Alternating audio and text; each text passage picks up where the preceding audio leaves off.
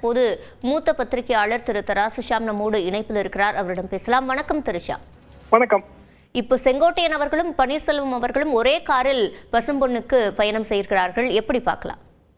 ஒரே காரில் பயணம் செய்யும் போது பிற்கால அரசியலிலே ஒரே ரூட்டில் பயணம் செய்கிறார்கள் அப்படிதான் நம்ம எடுத்துக்கொள்ள முடியும். பயணம் செய்ய போகிறார்கள் என்றாவது எடுத்துக்கொள்ள முடியும். இருவரையும் இணைக்கிற ஒரு புள்ளி எது என்றால் அதிமுக, ஒருங்கிணைந்த அதிமுகவில் பிரிந்து சென்றவர்கள் எல்லாம் ஒன்றாக இணைய வேண்டும். இந்த குரல் தான். செங்கோட்டையன் அவர்களும் அதே குரல் தான். எடப்பாடி பழனிசாமி அவர்களுக்கு ஒரு கெடு தேதியெல்லாம் அவர் கொடுத்தார். எனவே இதை பயன்படுத்திக் கொள்கிறார் என்றுதான் நான் நினைக்கிறேன். காரணம், பசுமன் தேவர் ஐயா குரு பூஜையை பொறுத்தவரையிலே எல்லா அரசியல் கட்சி தலைவர்களும் கலந்து கொள்வார்கள்.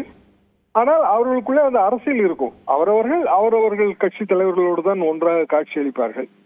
அப்படி இருக்கும்போது பன்னீர்செல்வம் அவர்களும் செங்கோட்டையன் அவர்களும் ஒரே வாகனத்திலே பயணித்துக் கொண்டு போகும்போது, ரெண்டு அரசியல்வாதிகள் பயணித்துக் கொண்டு போகும்போது அரசியல் பேசாமல் எல்லாம் இருக்க முடியாது. டிடிவி தினகரன் அவர்களும் கிட்டத்தட்ட இதே மாதிரியான ஒரு கருத்துடையவர்கள் தான். ஏற்கனவே விஜயை பொறுத்தவரையிலே அவர் ஒரு உறுதியான முடிவு எடுத்து தெரிவித்து விட்டது மாதிரி தான் தெரிகிறது. நேற்று சிடிஆர் கூறுவதை வைத்து பார்க்கும்போது, நிர்மல்குமார் வைத்து கூறுவதை பார்க்கும்போது, அதிமுக பாரதிய ஜனதாவோடு கூட்டணி இல்லை, இப்படிதான் விஜய் கூறுகிறார். அதே நேரத்தில் விஜய் முதலமைச்சர் வேட்பாளர் உண்டு. இந்த நிலைப்பாடு அநேகமாக எல்லோருக்குமே பிடிக்கும். செங்கோட்டையன் இப்போது அதிமுகவில் இருக்கிறார். அதிமுகவை விட்டு அவர் வெளியேறுவாரா இல்லையா என்பதை நாம் பொறுத்திருந்து பார்க்க வேண்டும். அது எடப்பாடி பழனிசாமி அவர்கள் இந்த நிகழ்ச்சியை எப்படி பார்க்கிறார், அரசியல் ரீதியாக அவர் என்ன கண்ணோட்டத்தை வைத்திருக்கிறார் என்பதை பொறுத்து அது மாறுபடும். இப்போ இதற்கு முன்பு நடந்த நிகழ்வை பார்க்கும்போது அதில் சற்று பொறுமை காத்திருக்கிறார் எடப்பாடி பழனிசாமி அப்படின்னு நம்ம சொல்லலாமா? அதாவது செங்கோட்டையன் கெடு விதித்த போது அவர் பொறுமையோடு அதை ஹேண்டில் பண்ணாரு அப்படின்னு பார்த்துட்டு இந்த விஷயத்தை அதோட ஒப்பிட வேண்டியிருக்கா? முழு பொறுமையோடு ஹேண்டில் செய்தார் என்று சொல்ல முடியாது. காரணம், செங்கோட்டையன் அவர்களது கட்சி பதவிகள் எல்லாமே பறிக்கப்பட்டு விட்டன. அவரது ஆதரவாளர்களின் கட்சி பதவிகளும் பறிக்கப்பட்டு விட்டன. இன்றைய தேதிக்கு செங்கோட்டையன் அவர்கள் அதிமுகவில் அடிப்படை உறுப்பினர் மற்றும் சட்டமன்ற உறுப்பினர். அதை தாண்டி அவருக்கு வேறு பதவி கிடையாது.